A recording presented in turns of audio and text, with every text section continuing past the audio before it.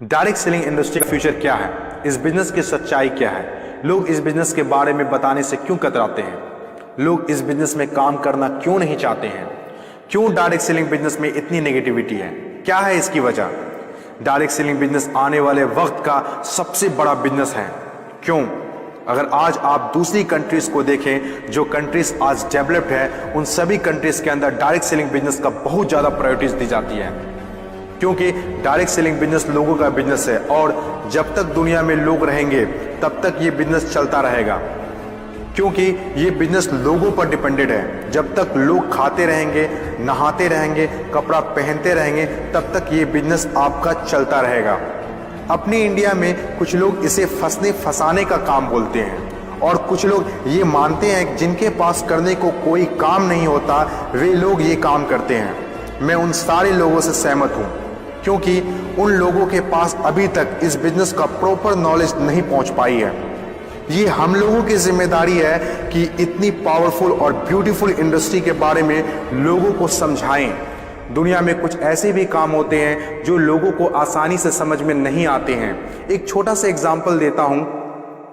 हम लोग दिन भर फेसबुक, व्हाट्सएप और यूट्यूब कितना यूज करते हैं और इसके लिए आपसे एक भी पैसा नहीं लिया जाता है। तो जरा सोचिए उनकी कमाई कैसे होती होगी, जबकि फेसबुक दुनिया के टॉप 10 बिजनेस में आता है कमाई के मामले में। कुछ लोग सोचते हैं अगर फेसबुक जब हमसे पैसा नहीं लेता है तो कमाता कैसे होगा। कुछ लोग सोचते हैं पता नहीं कमाता भी होगा कि नहीं। कुछ लोग कहते हैं जो डाटा हम लोग यूज करते हैं उससे कमाता है। डाटा का पैसा सिम वाले को जाता है, जिसका सिम हम लोग यूज करते हैं, चाहे वो एयरटेल हो या जियो हो। ना तो जानते हैं और ना ही जानना चाहते हैं कि कमाई आखिर कैसे होती है। दोस्तों, सबसे पहले आपके लिए ये जानना जरूरी है कि कोई भी इंडस्ट्री कैसे चलती है और कैसे बनती है। किसी भी नई इंडस्ट्री को चलने के लिए 4 फेज से गुजरना होता है। पहला जो फेज होता है वो होता है नेगेटिव फेज, और आज direct selling industry negative phase में है। ये फेज हर नई इंडस्ट्री को झेलना ही पड़ता है।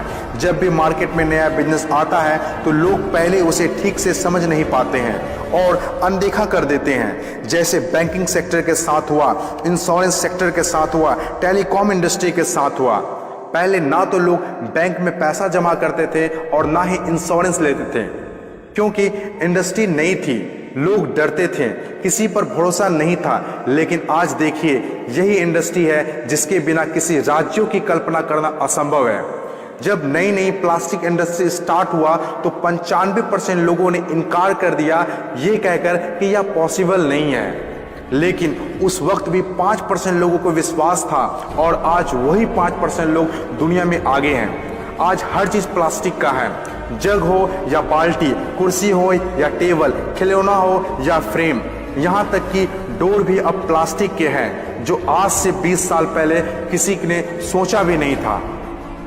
आज direct selling business negative phase में है, इसीलिए इतनी सारी नेगेटिविटी है। और जब ये पॉजिटिव फेज की तरफ बढ़ता जा रहा है, नेगेटिव फेज में होने के बावजूद भी इस इंडस्ट्री ने कई लोगों की जिंदगियां बदल दी। दूसरा जो किसी भी इंडस्ट्री को फेस करना होता है वो दूसरा फेज होता है पॉजिटिव फेज।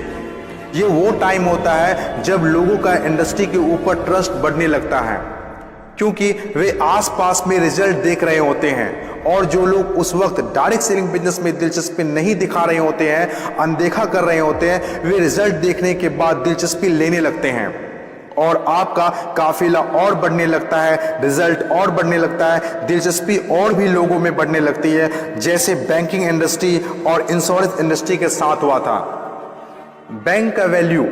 बैंकिंग इंडस्ट्री का वैल्यू तब पता चला होगा लोगों को जब किसी का पैसा घर में सुरक्षित नहीं रहा होगा। इंश्योरेंस के वैल्यू तब लोगों को पता चला होगा जब किसी के एक्सीडेंट होने के बाद उसके घर वाले को पैसा मिला होगा।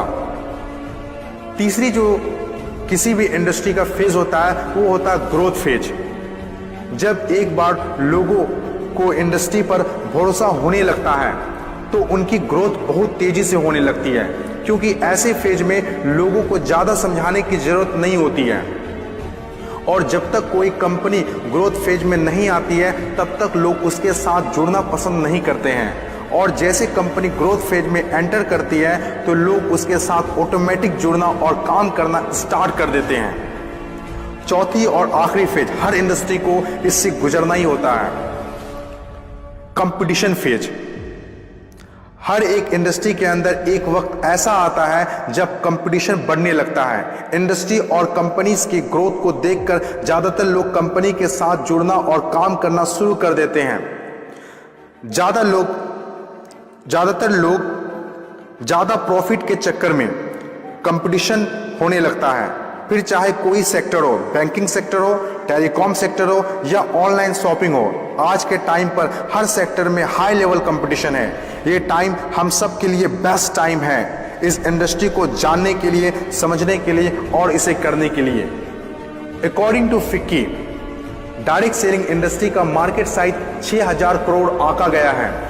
आज तक जितना हुआ है उसको देखते हुए फिक्की ने डिक्लेयर किया है कि डायरेक्ट सेलिंग बिजनेस 2020 से 25 तक 645 अरब तक की हो जाएगी। आपको इस बात को जानना बहुत जरूरी है कि अमेरिका, ऑस्ट्रेलिया, चीन, जापान, कोरिया और सिंगापुर जैसे बहुत बड़ी बड़ी डेवलप्ड कंट्रीज ने डायरेक्ट सेलिंग बिजनेस को बहुत हद तक अपना लिया है और वहाँ के सिटीजन भी बहुत जागरूक हैं। बदलाव के बिना तरक्की नहीं की जा सकती है और जो लोग अपने सोचने का तरीका नहीं बदल पाते हैं वे लोग अपनी जिंदगी में कुछ भी नहीं बदल पाते हैं। नोकिया, कोडेक जैसी बड़ी बड़ी कंपनियां चलाने वाले लोग भी अपने सोचने का तरीका नहीं बदल पाए, इसीलिए अपनी शानदार शुरुआत के बाद भी वो वक्त के साथ इतिहास के हिस्सा बन गए। इन तमाम बातों से मैं एक बात बताना चाहता हूँ, बदलाव ही प्रकृति का नियम है। बदलना तो तय है, जो वक्त से पहले बदल गया उनकी ज़िंदगी बदल गई और जिसे वक्त ने बदल दिया उनकी भी ज़िंदगी बदल गई। फर्क साफ है, अगर वक्त के साथ बदल गए तो ठीक, वरना वक्त ने बदला तो बहुत तकलीफ होगी।